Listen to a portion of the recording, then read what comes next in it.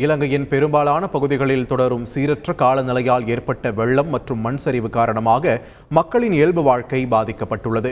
கிழக்கு மாகாணத்தின் மட்டக்களப்பு மிகவும் பாதிப்படைந்துள்ள நிலையில் தாழ்வான பகுதிகள் வெள்ளத்தில் மூழ்கி 2291 குடும்பங்கள் அவதி அடைந்துள்ளனர். அப்பகுதியில் 123.3 மில்லிமீட்டர் மழைப்பொழிவு பதிவாகியுள்ளது. சுற்றுப்பகுதிகளில் உள்ள வீடுகள், கோவில்கள் வெள்ளத்தில் மூழ்கின.